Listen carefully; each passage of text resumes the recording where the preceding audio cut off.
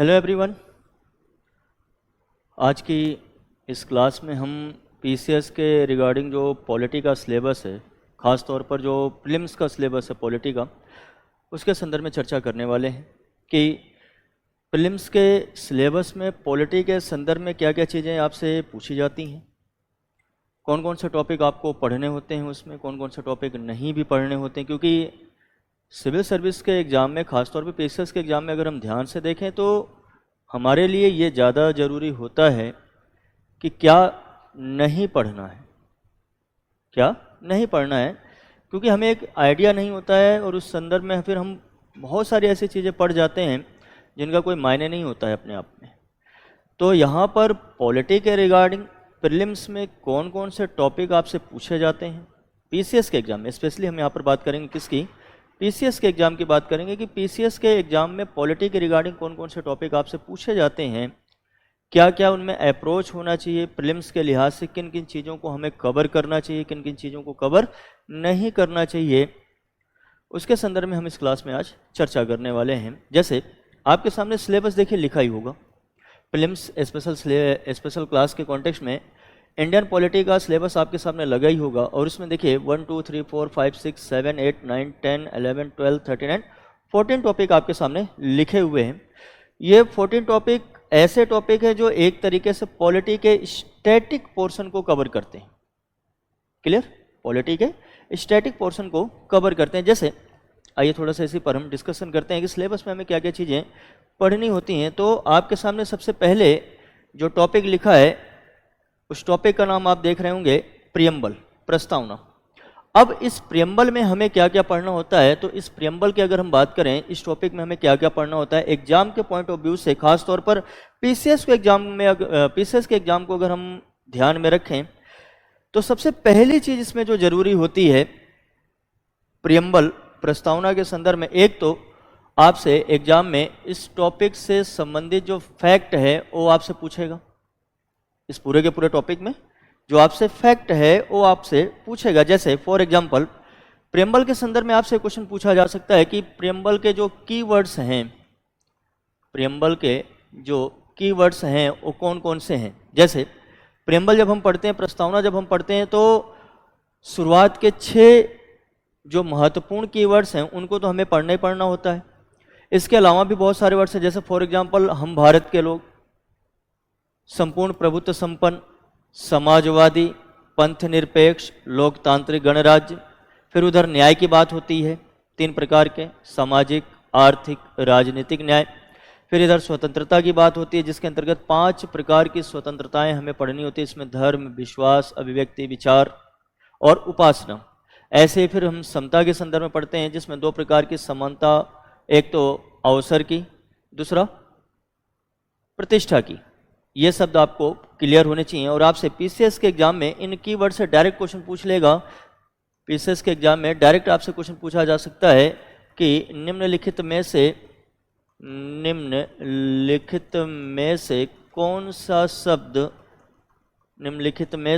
कौन सा शब्द प्रस्तावना में प्रयोग नहीं किया गया है, प्रस्तावना में प्रयोग नहीं किया गया। या फिर इसी का उल्टा क्वेश्चन बना देगा कि निम्नलिखित में से कौन सा शब्द प्रस्तावना में प्रयोग किया गया है। ठीक, एक तो इस टाइप से क्वेश्चन इस प्रियम्बल से। दूसरा, इसी प्रियम्बल से अगर हम ध्यान से देखें तो आपसे क्वेश्चन पूछा जा सकता है कि प्रियम्बल की जो आइडियोलॉजी है, जो विचारधारा है, ये विचारधारा किस देश से प्रेरित है, तो यूएस से।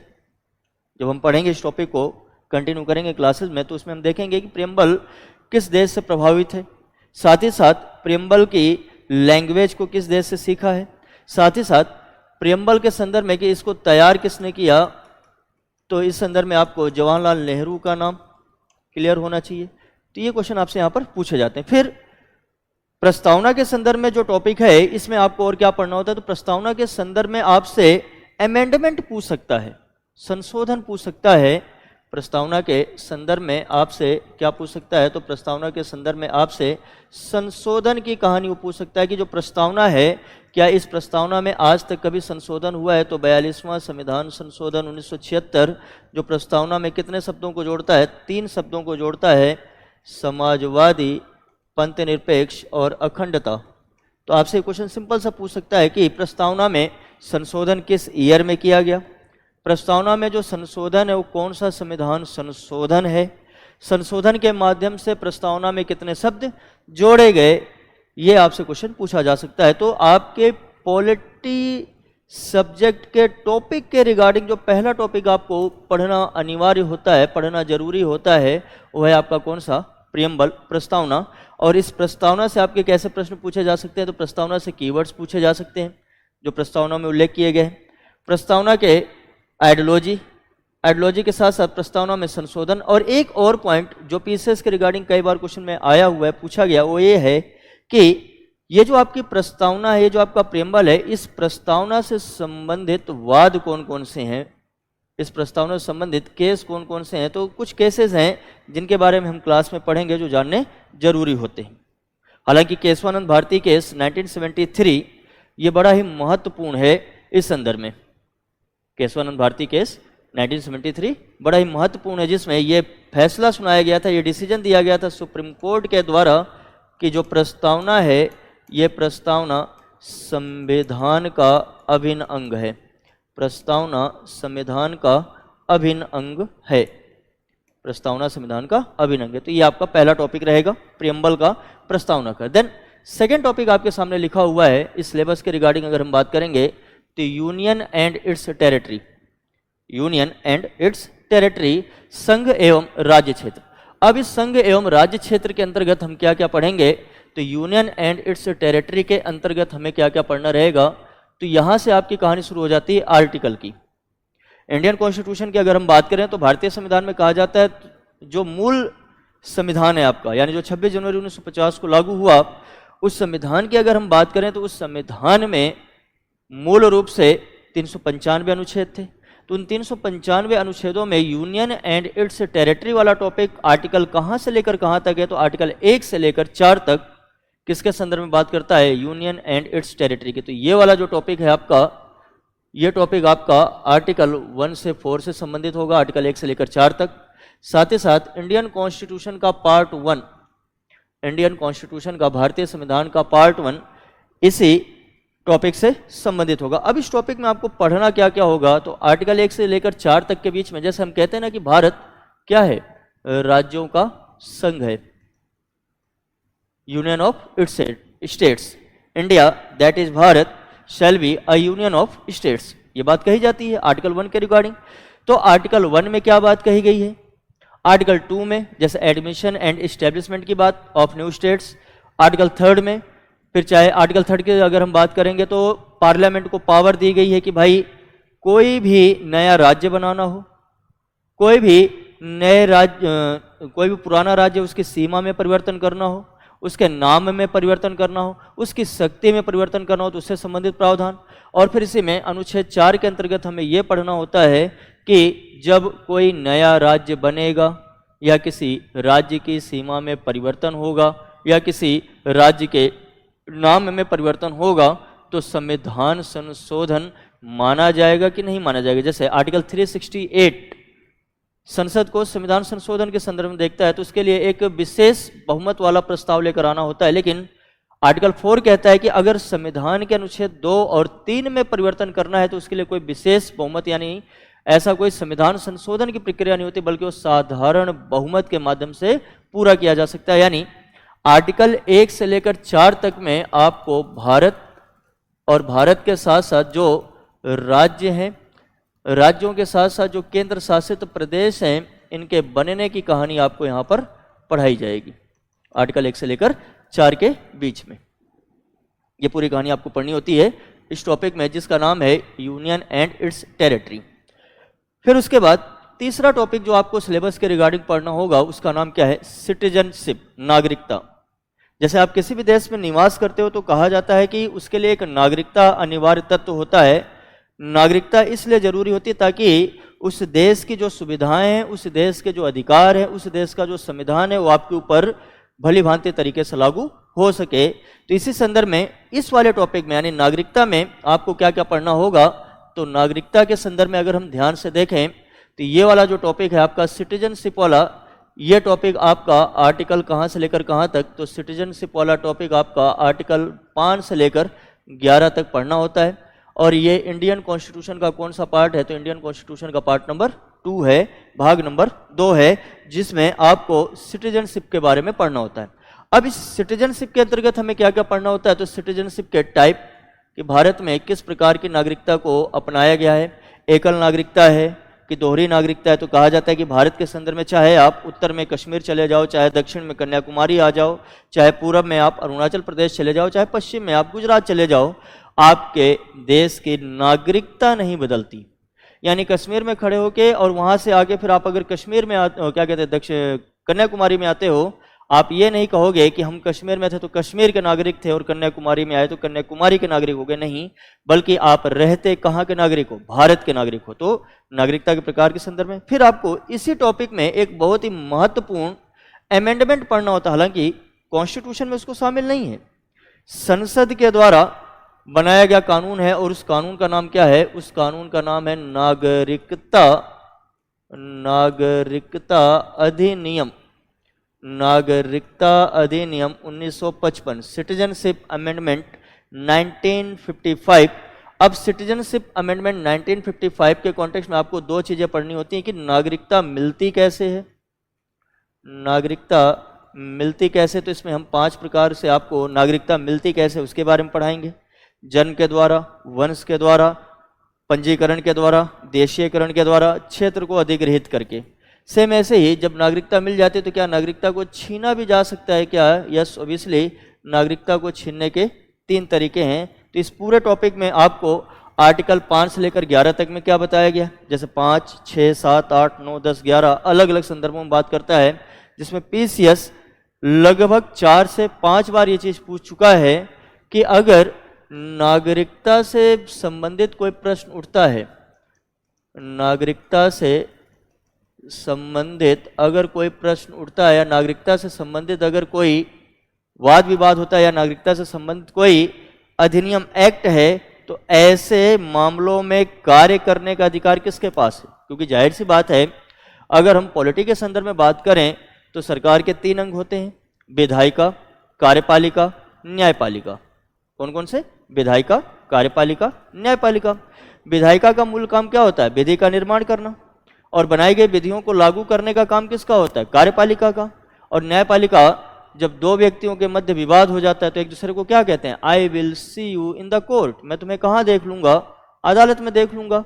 तो न्यायपालिका अधिकारों की सुरक्षा, 2 लोगों के मध्य जब विवाद होता है उस विवाद को सुलझाने में कार्य करती है।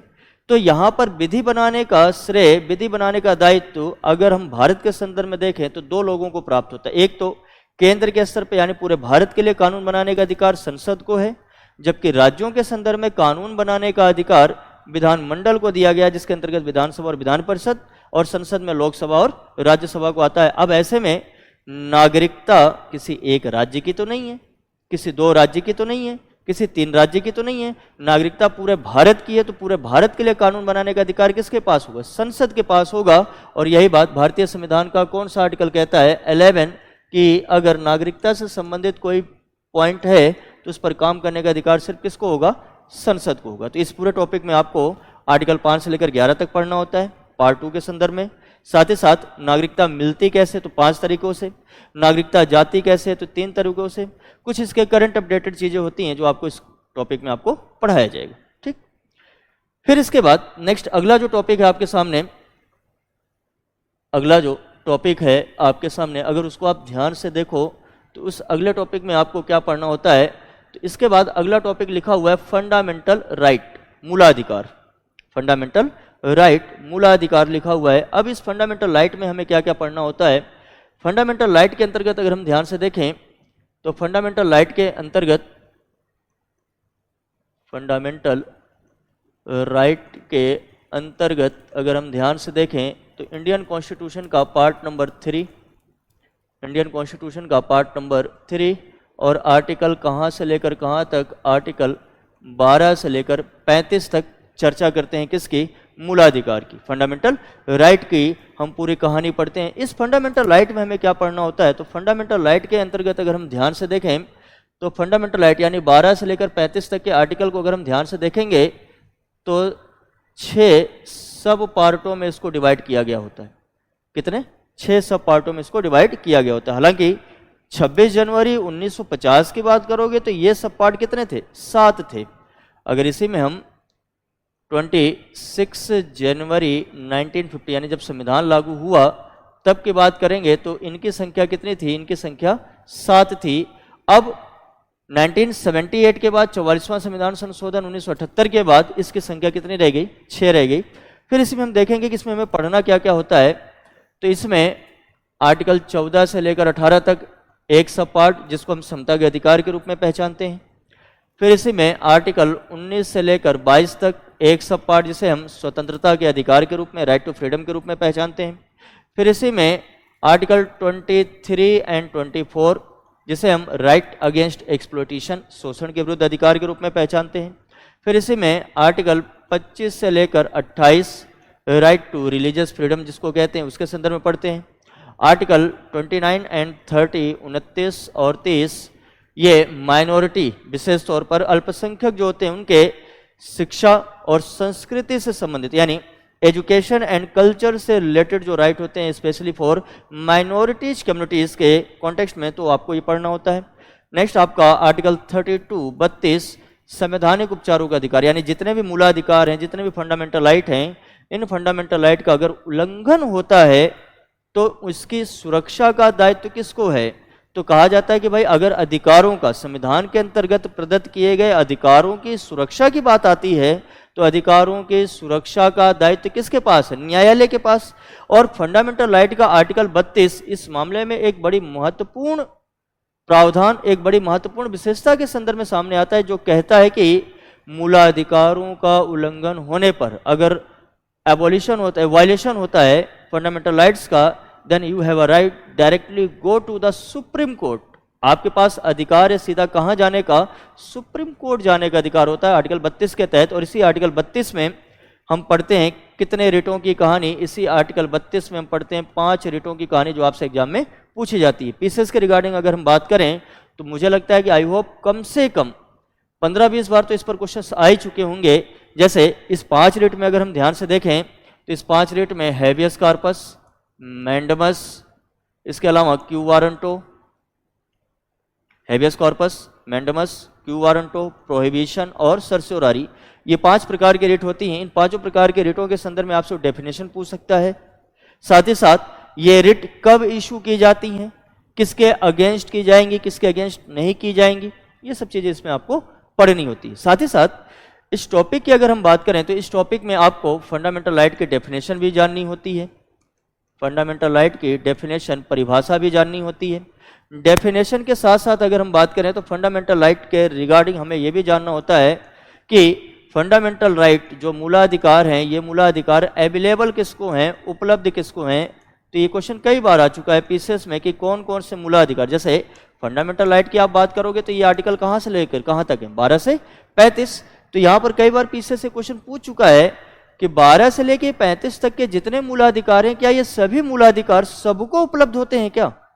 तो नहीं, सभी मूलाधिकार सभी को उपलब्ध नहीं होते हैं। अगर नागरिकों की बात करें, सिटीजन की बात करें, कोई अगर इसी देश का नागरिक है, भारत का नागरिक है, तब तो उसको 12 से 35 सारे उपलब्ध हैं, सारे के सारे उपलब्ध हैं। लेकिन अगर वो बाहरी व्यक्ति यानी विदेशी नागरिक है तो 5 ऐसे आर्टिकल हैं जो उसको उपलब्ध नहीं है, जैसे 15, 16, 19, 29 और 30।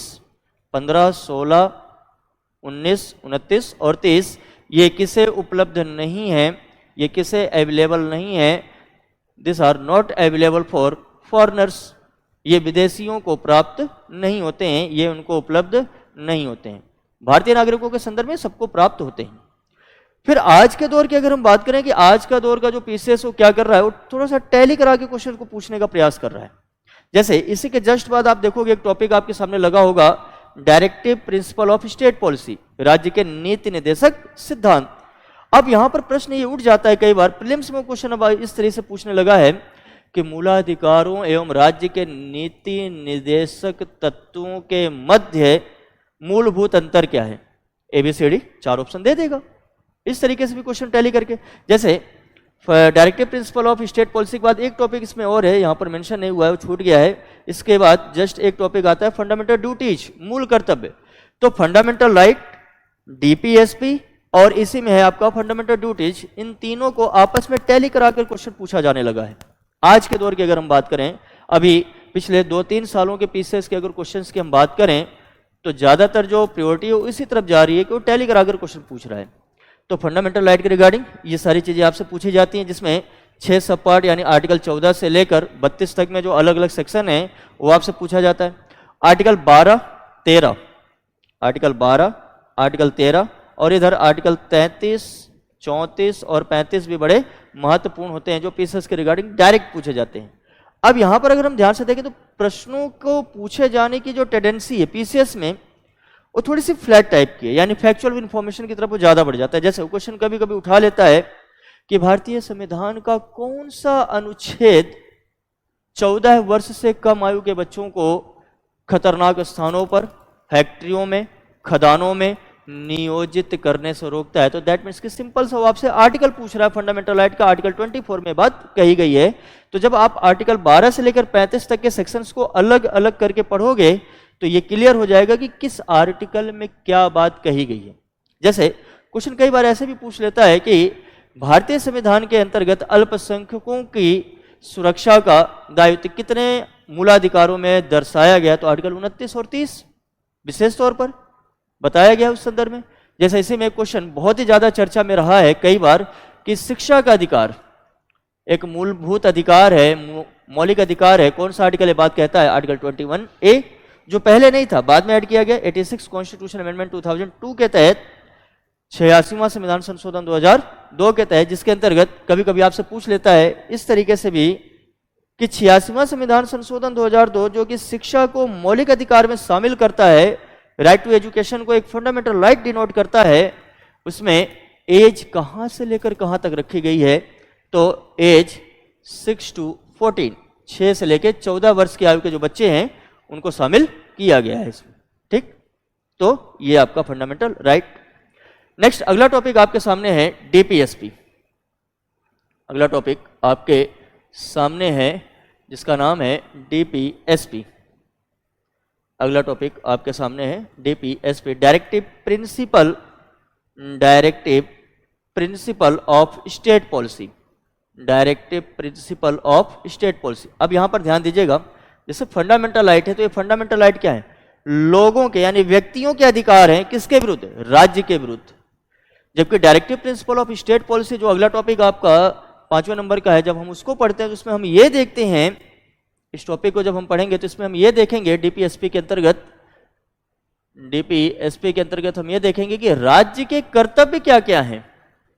राज्य के कर्तव्य क्या क्या हैं और किसके प्रति? तो राज्य के कर्तव्य किसके प्रति? नागरिकों के प्रति। राज्य के कर्तव्य किसके प्रति? नागरिकों के प्रति। यानी इस पूरे के पूरे यानी डीपीएसपी को आपको पढ़ना होता है पार्ट नंबर 4 में। डीपीएसपी को आपको पढ़ना होता है किसमें? पार्ट नंबर 4 में। और DPSP directive principle of state policy article कहां से कहां तक? तो आर्टिकल 36 से लेकर 51 तक आपको कंटिन्यू पढ़ना होता है। ठीक, हालांकि ये सब चीजें सीखी कहां से गई? जैसे सिटीजनशिप का आइडियोलॉजी किस देश से आया? फंडामेंटल राइट की आइडियोलॉजी किस देश से आई? Directive principle of state policy की आइडियोलॉजी किस देश से आई? तो उसके लिए एक अलग टॉपिक होगा, देखिएगा यहां पर लिखा होगा फीचर ऑफ कॉन्स्टिट्यूशन, संविधान की विशेषताएं। तो इस टॉपिक में हम ये भी पढ़ेंगे कि कौन कौन सी चीजें, कौन कौन से सिद्धांत किस देश से लिए गए। जैसे सिटीजनशिप के कॉन्सेप्ट को हमने ब्रिटेन से सीखा है, फंडामेंटल राइट के कॉन्सेप्ट को हमने यूएसए से सीखा है। जो डीपीएसपी हम पढ़ रहे हैं, इस डीपीएसपी को हमने किस देश से सीखा है? तो डीपीएसपी को हमने आयरलैंड से सीखा है। तो ये सब चीजें आपको यहाँ पर पढ़नी होती हैं। अब 36 से 51 तक के जो आर्टिकल हैं, इन आर्टिकल को 3 प्रिंसिपल में बांटकर पढ़ाई करनी होती है। और पीसीएस के एग्जाम में आर्टिकल 36 से लेकर 51 तक के जो आर्टिकल हैं, जो इनमें लिखी गई बातें हैं, उनको इन्हीं सिद्धांतों के आधार पर पूछे जाने का प्रयास किया जाता है। जैसे 3 सिद्धांत कौन कौन से? तो 3 सिद्धांत इसमें, एक है आपका समाजवादी सिद्धांत, दूसरा है आपका इसमें गांधीवादी सिद्धांत, और तीसरा है आपका इसमें उदार बौद्धिक सिद्धांत। उदार बौद्धिक सिद्धांत, उदार बौद्धिक सिद्धांत। इन 3 सिद्धांतों में आपको आर्टिकल 36 से लेकर 51 तक की कहानी पढ़नी होती है। अब पीसीएस क्या करता है, पीसीएस इन आर्टिकल के रिगार्डिंग महत्वपूर्ण जो अनुच्छेद हैं उनको पूछने का प्रयास कर लेता है। जैसे मैक्सिमम टाइम में क्वेश्चन पूछा गया है कि भारतीय संविधान का अनुच्छेद 50 किससे संबंधित है।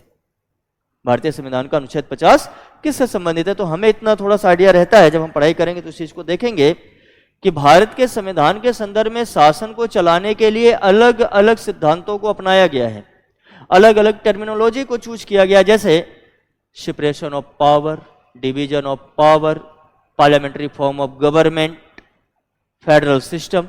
तो इनमें एक जो टर्म हमने इस्तेमाल किया सेपरेशन ऑफ पावर, शक्तियों का पृथक्करण। तो शक्तियों के पृथक्करण के अंतर्गत होता है कि भाई सरकार के जो 3 अंग हैं, विधायिका, कार्यपालिका, न्यायपालिका, इन तीनों के अपने अलग अलग काम होंगे, इन तीनों के अपने अलग अलग अधिकारी होंगे, इन तीनों के अपने अलग अलग दायित्व होंगे। तो कार्यपालिका का न्यायपालिका से पृथक्करण भारतीय संविधान का कौन सा अनुच्छेद बताता है, तो अनुच्छेद 50 बताता है। तो इसी तरीके से डीपीएसपी में आपसे आर्टिकल पूछे जाते हैं कि कौन सा आर्टिकल किस चीज से संबंधित है। जैसे डीपीएसपी के संदर्भ में बात करेंगे तो 42nd कॉन्स्टिट्यूशन अमेंडमेंट 1976 बड़ा ही महत्वपूर्ण है, जो डीपीएसपी में बहुत सारे आर्टिकल्स को ऐड करता है। तो फिर क्लियर हुआ डीपीएसपी में आपको क्या क्या पढ़ना होता है। तो डीपीएसपी में आपको पार्ट 4 के बारे में, आर्टिकल 36 से 51, 3 प्रकार के सिद्धांतों के बारे में, साथ ही साथ 42वें संविधान संशोधन 1976 के संदर्भ में। इसी में एक संशोधन और है 86 कॉन्स्टिट्यूशन अमेंडमेंट 2002, 86 कॉन्स्टिट्यूशन अमेंडमेंट 2002 भी इसी के रिगार्डिंग आपको पढ़ना रहता है। फिर इसमें थोड़ी बहुत जो इसके आइडियोलॉजिकल फॉर्म है, डीपीएसपी के जो विशेषताएं हैं, जो फीचर्स हैं, उसके बारे में क्वेश्चन पूछा जा सकता है। जैसे मूलाधिकारों के संदर्भ में कहा जाता है कि इसका अगर उल्लंघन होता है तो आप न्यायालय की शरण ले सकते हो, आप कोर्ट के शरण में जा सकते हो। You have right to go to the court in case of violation of fundamental right. But अगर हम बात करें डीपीएसपी की, तो डीपीएसपी के कॉन्टेक्स्ट में क्वेश्चन पूछा जाता है क्या ये न्यायालय में परिवर्तनीय योग्य होते हैं। तो नहीं, ये न्यायालय में जस्टिकेबल नहीं होते हैं, न्यायालय में परिवर्तनीय योग्य नहीं होते हैं, जस्टिकेबल नहीं होते हैं। तो ऐसे में क्वेश्चन आपसे सिंपल पूछ लेगा कि कौन से सिद्धांत, कौन से आर्टिकल न्यायालय में परिवर्तनीय योग्य होते हैं, कौन से नहीं होते। तो डीपीएसपी नहीं होते। क्यों? क्योंकि डीपीएसपी किसी भी राज्य के फाइनेंशियल साउंड पर आधारित होते हैं, उसकी आर्थिक क्षमता पर आधारित होते हैं। आर्थिक क्षमता है तो आपको अवेलेबल कराएगा, नहीं है तो उसके लिए सॉरी। फिर इसी में आपको यह जानना होता है कि डीपीएसपी किसके लिए अवेलेबल होते हैं। तो DPSP only for all citizen, केवल और केवल भारतीय नागरिकों के लिए क्या होते हैं, उपलब्ध होते हैं। तो इस पूरे टॉपिक में आपको ये पढ़ना होता है। क्लियर? नेक्स्ट अगला टॉपिक। अब अगले टॉपिक की अगर हम बात करें तो देखो अगला टॉपिक इसमें मेंशन नहीं हो पाया है, सॉरी फॉर दैट। फिर भी मैं आपको बताता हूं यहां पर। जैसे इसी के संबंध में एक टॉपिक आपको पढ़ना रहेगा और उस टॉपिक का नाम क्या होगा, फंडामेंटल ड्यूटीज। उस टॉपिक का नाम होगा फंडामेंटल ड्यूटीज, मूल कर्तव्य। फंडामेंटल ड्यूटीज, मूल कर्तव्य। फंडामेंटल ड्यूटीज, मूल कर्तव्य। अब इस मूल कर्तव्य में आपको क्या पढ़ना होगा, यह भी आपका एक टॉपिक है। तो इस मूल कर्तव्य के अंतर्गत आपको पार्ट 4A के बारे में पढ़ना होगा, पार्ट 4A के बारे में पढ़ना होगा, आर्टिकल 51A के बारे में पढ़ना होगा, 51A के बारे में पढ़ना होगा।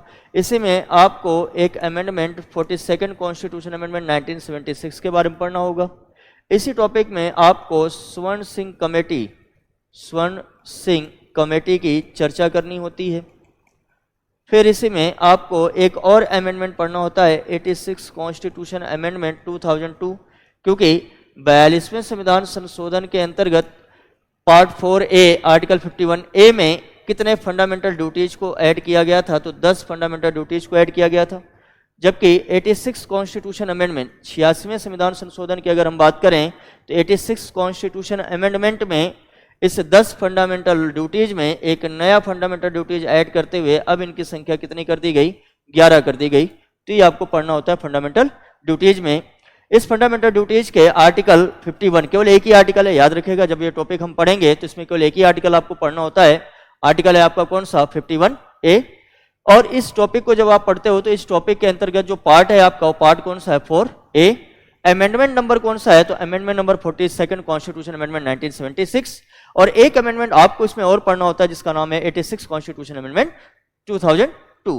और इस तरीके से फंडामेंटल ड्यूटीज, ड्यूटी यानी कर्तव्य, और कर्तव्य कभी भी बाधित नहीं होते आपके ऊपर, बाधित मतलब बाइंडिंग नहीं होते, बाध्यकारी नहीं होते हैं। इसीलिए फंडामेंटल ड्यूटीज को भी न्यायालय में आप न्यायवाद योग्य नहीं रख सकते हो, जस्टिकेबल नहीं कर सकते हो। ठीक, अब यहां तक ध्यान से देखो, इस यूनियन एंड इट्स टेरिटरी से लेकर, यूनियन एंड इट्स टेरिटरी से लेकर, यूनियन एंड इट्स टेरिटरी से लेकर फंडामेंटल ड्यूटीज तक, यूनियन एंड इट्स टेरिटरी से लेकर फंडामेंटल ड्यूटीज तक की जो कहानी है वो आपको आर्टिकल बाय आर्टिकल पढ़नी होती है।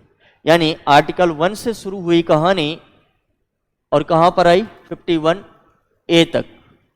आर्टिकल 1 से शुरू हुई कहानी आर्टिकल 51A तक आई, यानी पार्ट 1 से शुरू हुई कहानी पार्ट कहां तक पहुंची, पार्ट 4A तक पहुंची। यहां तक के जो आर्टिकल्स हैं आपके एग्जाम के regarding line by line, word by word important है। एग्जामिनर आपसे डायरेक्ट आर्टिकल के क्वेश्चंस पूछ सकता है कि आर्टिकल 10 क्या कहता है, आर्टिकल 23 क्या कहता है, आर्टिकल 19 क्या कहता है, आर्टिकल 24 क्या कहता है, आर्टिकल 25 क्या कहता है, 30 क्या कहता है, 32 क्या कहता है। इधर आप आओगे 39A क्या कहता है, 43A क्या कहता है, 48A क्या कहता है, 47 क्या कहता है, 49, 50 एंड 51 ये आर्टिकल क्या बात बताने का प्रयास करते हैं। आपसे डायरेक्ट क्वेश्चन पूछ लेगा फ्लैट में। आजकल के जो क्वेश्चंस हैं उन क्वेश्चंस में एक नया सीरीज आपको देखने को मिलता है, कथन कारण वाला। पहले कथन कारण तो थोड़े से सिंपल होते थे, अभी थोड़ा सा कथन कारण को उसने क्या किया है, बहुत ज्यादा टिपिकल करने का प्रयास किया है, बहुत ज्यादा कॉन्सेप्चुअल करने का प्रयास किया है। तो ऐसे में कथन कारण वाले क्वेश्चंस में भी यहां पर क्वेश्चन उठ जाते हैं। जैसे वो क्वेश्चन दे देगा कि जो राज्य के नीति निदेशक हैं, ये राज्य के नीति निदेशक क्या हैं, बाध्यकारी नहीं होते। फिर वो कारण में दे देगा कि भाई राज्य के नीति निदेशक एक कर्तव्य के पालन के रूप में देखे जाते हैं जिसमें राज्य अपना 100% देने का प्रयास करता है, लेकिन अगर वो उस चीज को पूरा नहीं कर पाता तो उसको आप ब्लेम नहीं करोगे। तो फिर वो पूछ लेगा कथन कारण सही है, कथन कारण की सही व्याख्या करता है, कथन कारण सही है, कथन कारण की सही व्याख्या नहीं करता, कथन सही है कारण गलत है, कारण सही है कथन गलत है। तो ऐसे वाले क्वेश्चन आपसे पूछे जा सकते हैं यहां तक के। अब इसके बाद के जो टॉपिक्स आपके शुरू होंगे आपकी क्लास में, जो सिलेबस के अकॉर्डिंग अगर हम देखें तो यहां से ये जो टॉपिक्स थे, कहा जाता है कि ये इंडियन कॉन्स्टिट्यूशन के फिलोसफिकल टॉपिक्स हैं, दर्शन आधारित टॉपिक्स हैं। अब इसके बाद के जो टॉपिक्स हैं ये आपके इंस्टीट्यूशन रिलेटेड टॉपिक्स हो जाते हैं, संस्थागत संबंधित आपके क्या हो जाते हैं, ये विषय हो जाते हैं, टॉपिक हो जाते हैं। जैसे आप सभी को पता है कि भारत में फेडरल सिस्टम को अडॉप्ट किया गया है, संघीय शासन व्यवस्था को अपनाया गया है। और संघीय शासन व्यवस्था को अपनाया गया है तो संघीय शासन व्यवस्था के अंतर्गत अगर हम ध्यान से देखें, जो संघीय शासन व्यवस्था अपनाई गई है, जो फेडरल सिस्टम अपनाया गया है, जो संघीय व्यवस्था अपनाई गई, इसमें यह कहा जाता है कि सरकार कितने स्तर पर होगी, सरकार 2 स्तर पर होगी। एक सरकार कौन सी होगी, सेंटर की, एक सरकार कौन सी होगी, स्टेट की। एक केंद्र की सरकार होगी और एक राज्य की सरकार होगी। केंद्र की सरकार होगी और एक राज्य की सरकार होगी तो जाहिर सी बात है केंद्र की सरकार होगी तो केंद्र के अंतर्गत केंद्र सरकार के अंतर्गत इसके 3 अंग होंगे, इसके 3 अंग होंगे, विधायिका, कार्यपालिका, न्यायपालिका। विधायिका, कार्यपालिका और न्यायपालिका।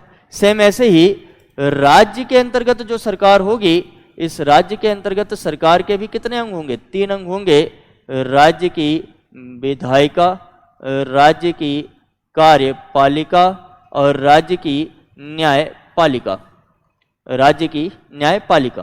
क्लियर इतना? अब विधायिका के अंतर्गत आप किसके बारे में पढ़ोगे, तो जो विधि बनाने वाली संस्था यानी संसद के बारे में।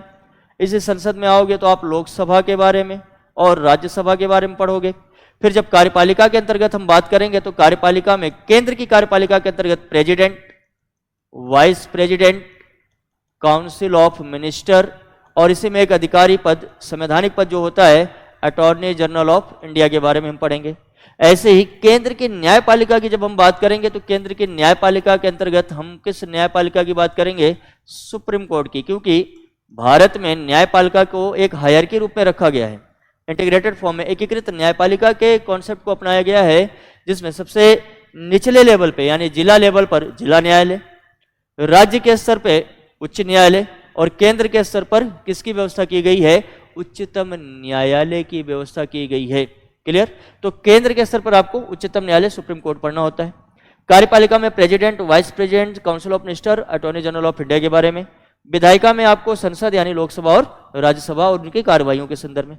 सेम ऐसे ही जब आप स्टेट में आते हो तो यहां पर विधायिका के संदर्भ में अगर हम बात करें तो विधायिका के संदर्भ में आपको विधान मंडल के बारे में पढ़ना होता है, विधान मंडल के बारे में। इसी विधान मंडल में दो सदन आपको पढ़ने होते हैं, एक तो विधान सभा और एक आपका विधान परिषद, विधान सभा और विधान परिषद।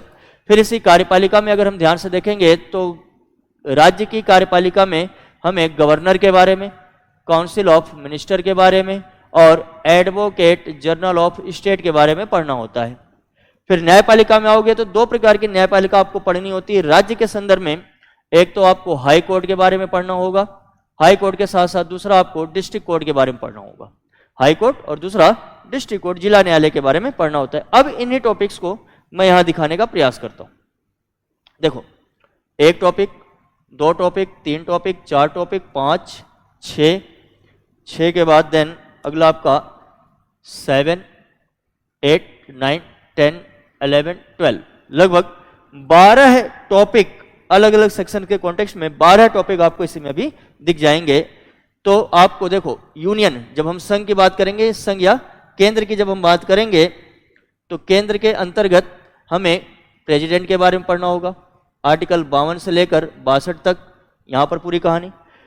प्रेसिडेंट के बारे में पढ़ना होगा आर्टिकल 63 से लेकर 71। अब प्रेसिडेंट सिर्फ इतना ही नहीं है, प्रेसिडेंट सिर्फ इतना ही नहीं है, प्रेसिडेंट के संदर्भ में हमें क्या क्या पढ़ना होगा। तो प्रेसिडेंट के संदर्भ में अगर हम बात करें हमें क्या क्या पढ़ना होता है, बस एक मिनट। जैसे जब प्रेसिडेंट की बात होगी तो प्रेसिडेंट के बारे में हमें क्या क्या पढ़ना होगा।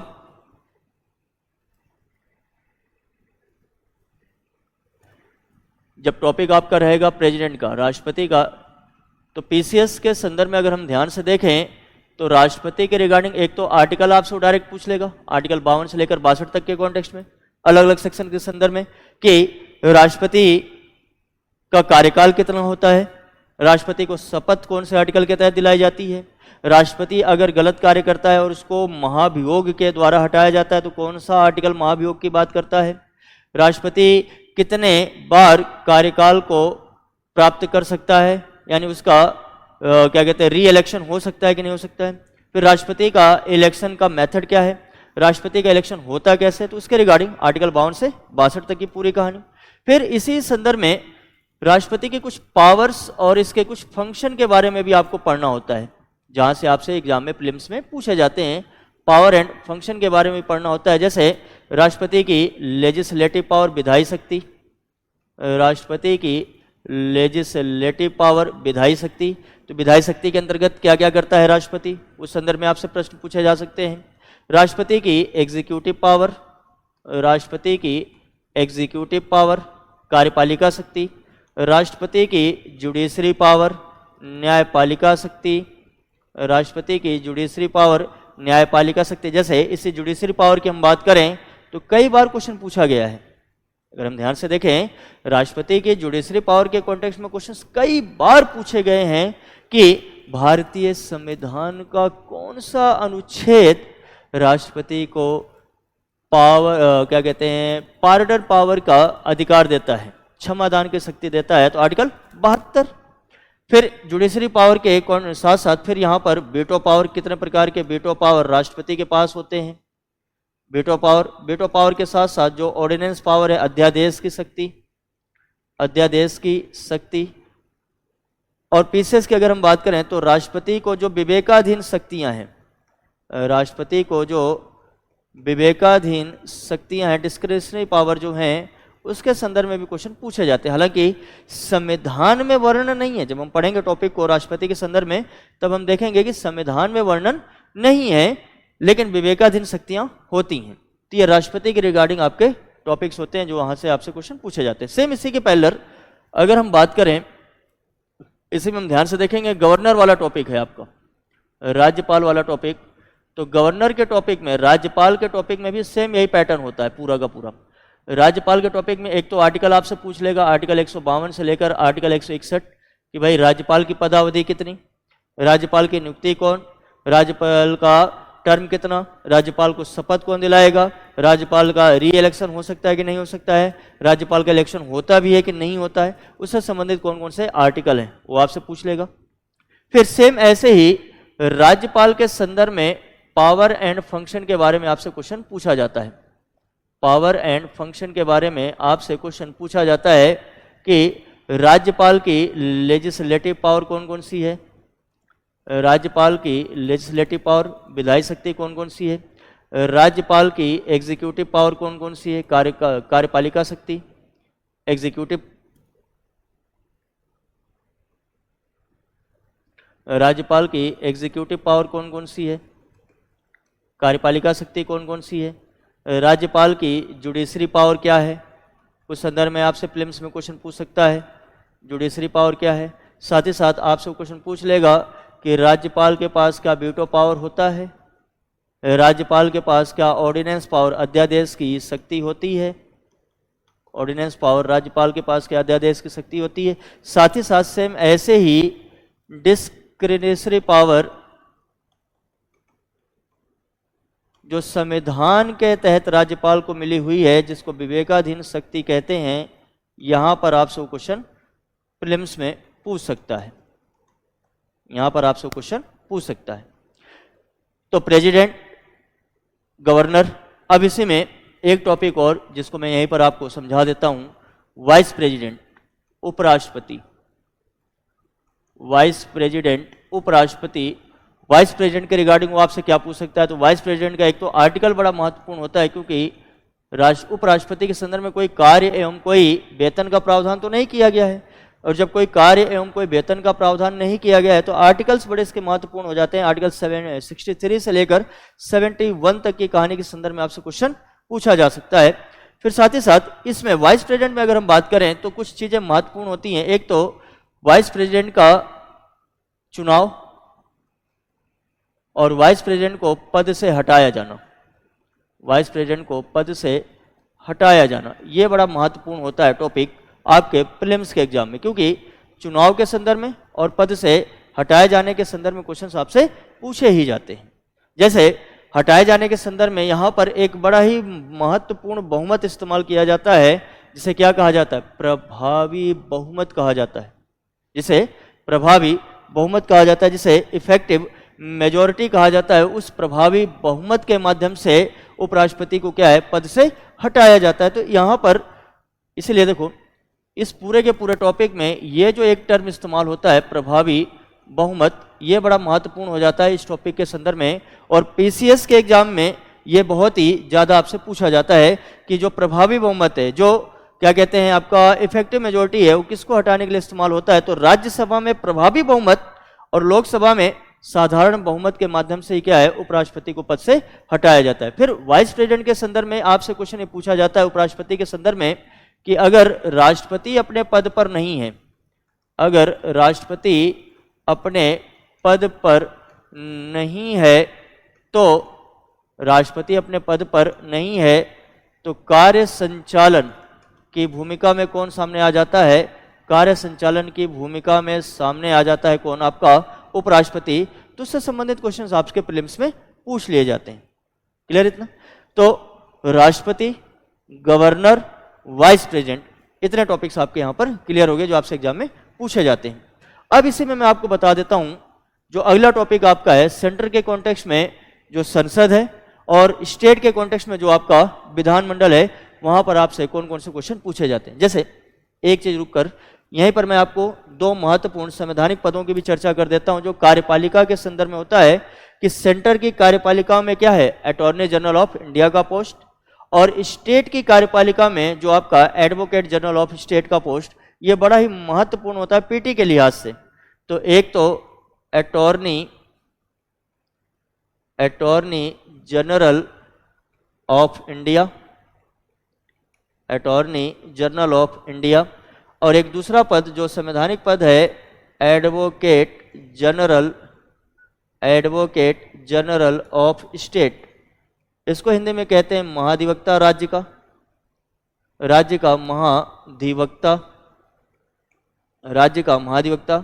इसे कहा जाता है भारत का महान्यायवादी। यहां से प्रीलिम्स में बहुत सारे प्रश्न कई बार पूछे गए। एक तो यहां पर क्वेश्चन क्या होगा, यहां पर अगर हम ध्यान से देखें इस टॉपिक में, तो यहां पर प्रश्न एक तो बड़ा ही महत्वपूर्ण होता है आर्टिकल से संबंधित, आर्टिकल 76, आर्टिकल 88, आर्टिकल 105। ये 3 आर्टिकल बड़े महत्वपूर्ण होते हैं किसमें, महान्यायवादी के संदर्भ में, जहां से पीसीएस ने कई बार क्वेश्चन को उठाया है। फिर इसमें आपको यह जानना होता है कि महान्यायवादी का कार्य क्या है। कार्य है तो फिर जाहिर सी बात है शक्तियां भी होंगी इसके पास कुछ, तो शक्तियां क्या क्या हैं, शक्तियां हैं तो कुछ विशेषाधिकार भी इनको मिले होते हैं, और विशेषाधिकार क्या क्या हैं ये आपको जानना होता है। सेम ऐसे ही महाधिवक्ता के संदर्भ में अगर हम ध्यान से देखें, तो महाधिवक्ता के संदर्भ में 3 आर्टिकल बड़े महत्वपूर्ण होते हैं। अब देखो यहाँ पे ट्रिक काम करती है, यहाँ पर जितने आर्टिकल उसमें कितना ऐड कर दो, 89 ऐड कर दो, यहाँ के आर्टिकल निकल आते हैं जो आपसे टॉपिक में पूछे जाते हैं। जैसे यहाँ पर आर्टिकल आप देखोगे तो 165, 177, 194। एक मिनट, 165, 177, 194, ये 3 आर्टिकल बड़े महत्वपूर्ण हो जाते हैं। सेम ऐसे ही महाधिवक्ता के संदर्भ में आपसे कार्य पूछा जाएगा, कार्य के साथ साथ महाधिवक्ता की शक्तियां क्या हैं, शक्तियों के साथ साथ जो विशेषाधिकार है ये आपसे प्रीलिम्स में पूछे जाते हैं। तो इतने टॉपिक आपने देख लिए जहां से आपके प्रीलिम्स के एग्जाम में क्वेश्चंस पूछे जाते हैं। ठीक, हटा दें इसको, वैसे ये हटेगा पूरा, तो क्लियर हो गया इतना। यानी अब अगर हम ध्यान से देखें तो हमने किन किन टॉपिक को डिस्कस कर लिया जो आपको पढ़ना होता है। हमने इसमें प्रेसिडेंट को देख लिया, वाइस प्रेसिडेंट को देख लिया, अटॉर्नी जनरल ऑफ इंडिया को देख लिया, ऐसे हमने गवर्नर को देख लिया, गवर्नर के साथ साथ हमने एडवोकेट जनरल ऑफ स्टेट को देख लिया। इतने टॉपिक्स की हमने चर्चा कर ली। अब इसके बाद जो आपके टॉपिक्स हैं वो कौन कौन से, जैसे केंद्र में भी सरकार है और राज्य में भी सरकार है, तो सिलेबस के पॉइंट ऑफ व्यू से अगर हम ध्यान से देखें तो सिलेबस के पॉइंट ऑफ व्यू से हमें ध्यान से देखने में पता चलता है कि एक बड़ा ही महत्वपूर्ण टॉपिक जिसको क्या कहा जाता है, COM यानी काउंसिल ऑफ मिनिस्टर, मंत्रिपरिषद।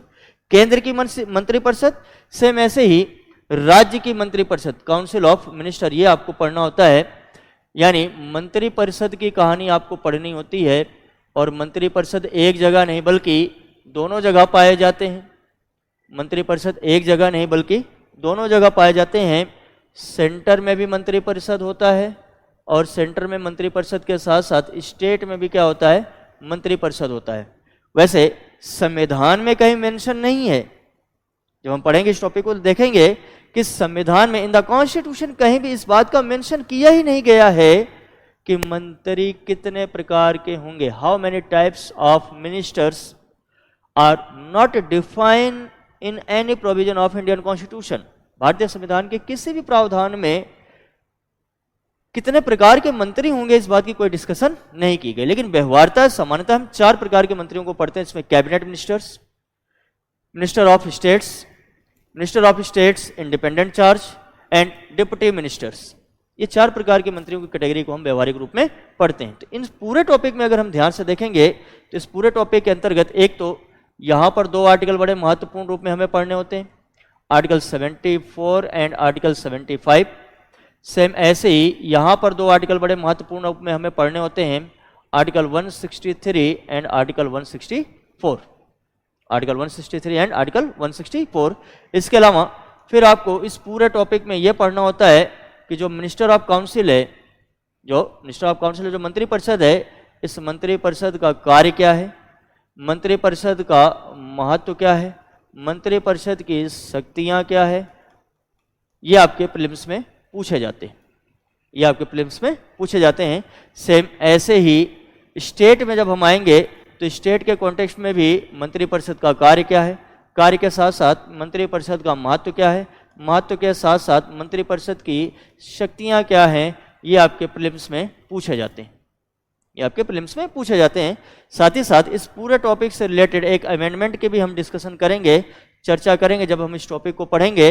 वो आपका अमेंडमेंट होगा 91st constitution amendment 2003, 91st constitution amendment 2003, जो सेंटर की council of minister and also state की जो काउंसिल ऑफ मिनिस्टर है, इसके स्ट्रेंथ को क्लियर करने का काम करता है, इसकी क्षमता, इसकी अधिकतम सदस्य संख्या को बताने का प्रयास करता है, जिसके अंतर्गत कहा गया है कि 15% सेंटर में अगर हम बात करेंगे तो लोकसभा तक, और स्टेट में अगर हम बात करेंगे तो विधानसभा का इससे ज़्यादा नहीं बनाया जा सकते मंत्री, इससे ज़्यादा मंत्रियों की संख्या निर्धारित नहीं की जा सकती। ये सब आपको इस टॉपिक में पढ़ना होता है। जैसे कार्य के अंतर्गत हम देखेंगे कि केंद्र में संवैधानिक मुखिया होता है कौन, प्रेसिडेंट, तो राष्ट्रपति को उसको कार्य में सहायता और सलाह देने का कार्य किसका होता है, मंत्रिपरिषद का। ऐसे ही स्टेट में आएंगे तो संवैधानिक मुखिया के रूप में कौन होता है, गवर्नर, और गवर्नर को कार्य में सलाह एवं सहायता देने के लिए मंत्रिपरिषद होती है। तो ये सबसे महत्वपूर्ण कार्य के रूप में है, और प्रीलिम्स में ये क्वेश्चन आपसे पूछे जाते हैं, प्रीलिम्स के एग्जाम में ये आपसे क्वेश्चन डेफिनेटली फॉर्म में पूछे जाते हैं। तो आपने काउंसिल ऑफ मिनिस्टर भी देख लिया दोनों जगहों का। अब बात कर लेते हैं इसी में सेंटर और स्टेट के दोनों पॉइंट ऑफ व्यू से कि विधायिका में आपको क्या क्या पढ़ना होता है, विधायिका में क्या क्या आपको पढ़ना होता है। तो विधायिका के अंतर अगर हम बात करें, सेंटर के कॉन्टेक्स्ट में अगर हम बात करें, केंद्र के संदर्भ में बात करें, तो टॉपिक आपको पढ़ना होता है कौन सा, तो टॉपिक आपको पढ़ना होता है पार्लियामेंट। कौन सा टॉपिक, पार्लियामेंट टॉपिक आपको पढ़ना होता है। सेंटर के कॉन्टेक्स्ट में विधायिका के रूप में टॉपिक है आपका पार्लियामेंट।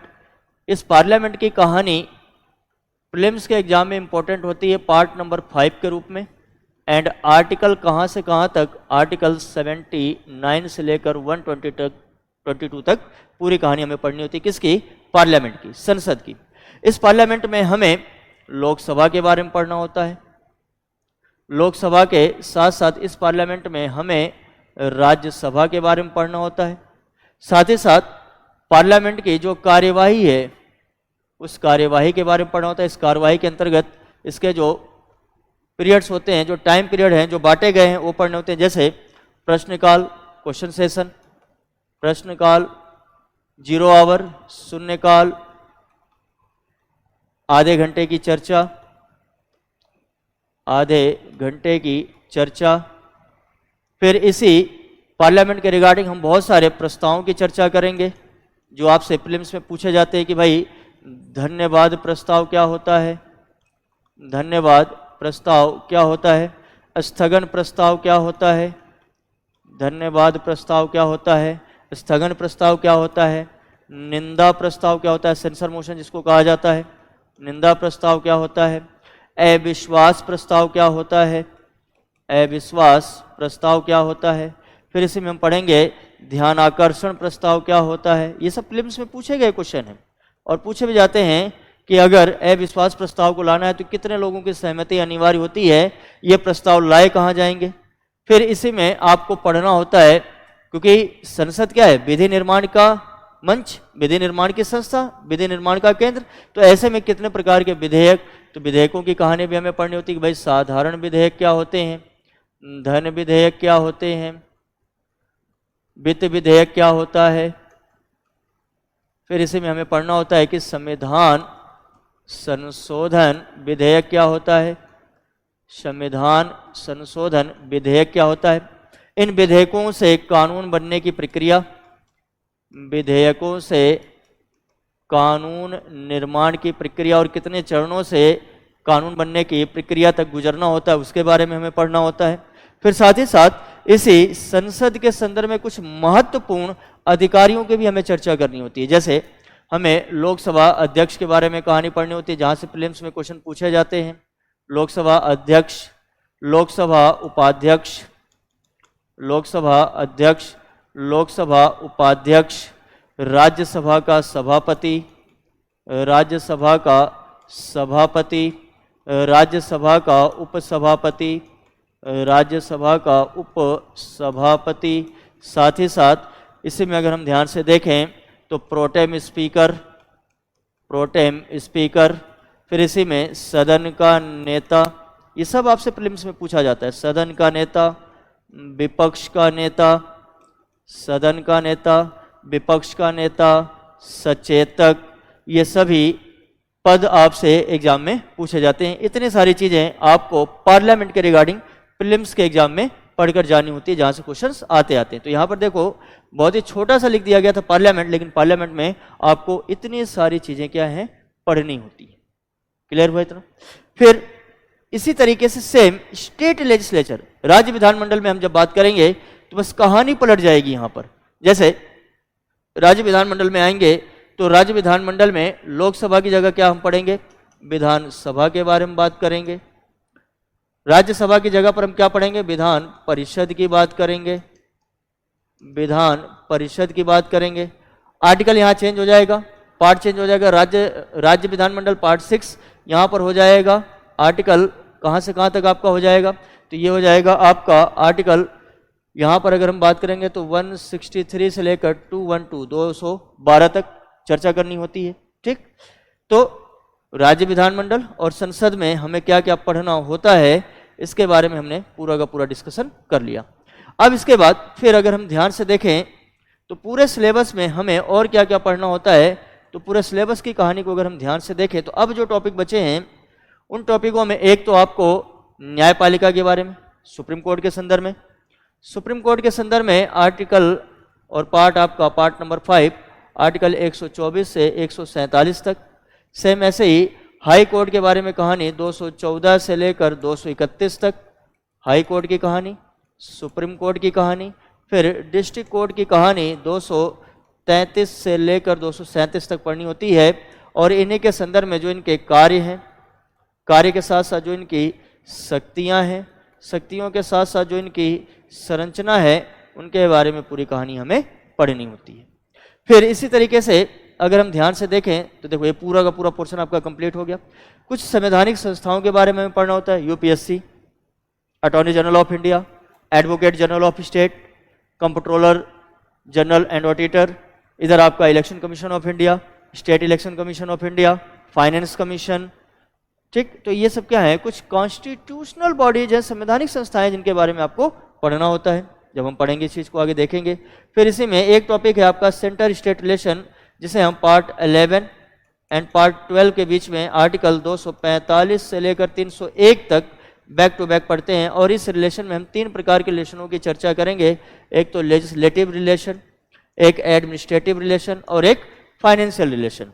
एक विधायी शक्तियां, विधायी विभाजन, विधायी कार्य, दूसरा कार्यपालिक प्रशासनिक और तीसरा वित्तीय। फिर इसी में एक टॉपिक आपको पढ़ना होगा इमरजेंसी प्रोविजन। इसमें 3 प्रकार की इमरजेंसी हम पढ़ेंगे, national emergency, president rule and financial emergency. Article 352, 356, 360 की कहानी इस टॉपिक में हमें पढ़ना होता है।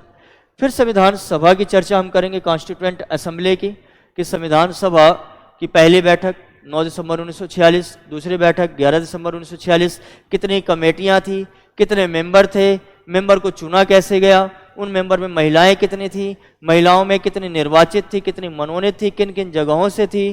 फिर इसी संविधान सभा में हमें यह देखना होगा कि कौन कौन सी समितियां किस कार्य से संबंधित थी, किन किन चीज़ों को पूरा कर रही थी, वो सब हम इसमें पढ़ेंगे। फिर अंतिम एक टॉपिक आपके सामने यहाँ पर लिखा होगा, features of constitution. Features of constitution में जो संविधान की विशेषताएं, जैसे शेड्यूल की कहानी हम इसी में पढ़ेंगे। 22 पार्ट जो है आपसे कभी कभी एग्जाम में डायरेक्ट क्वेश्चन पूछ लेता है कि भारतीय संविधान का भाग 20 कौन से आर्टिकल से संबंधित है, भारतीय संविधान का पार्ट 14 आर्टिकल कहां से लेकर कहां तक रिलेटेड है, ऐसे क्वेश्चंस पूछे जाते हैं। तो ये सारी कहानी इसी में रहेगी। और अंतिम में एक टॉपिक आपके सामने है शेड्यूल ऑफ कॉन्स्टिट्यूशन।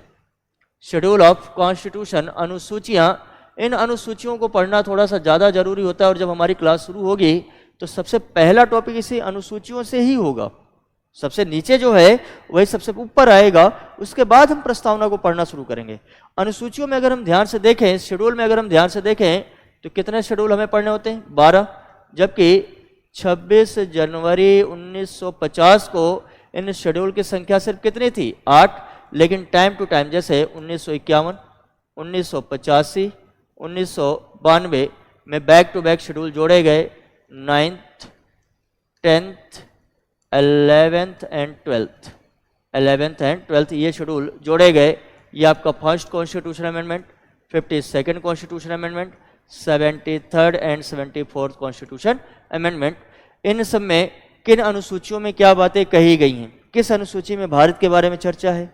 किस अनुसूची में राष्ट्रपति के वेतन संबंधित प्रावधान है? किस अनुसूची में राज्यसभा की सीटों की चर्चा है? तो किस अनुसूची में 4 विशेष उत्तर पूर्वी राज्यों के जनजातीय समुदायों की चर्चा है?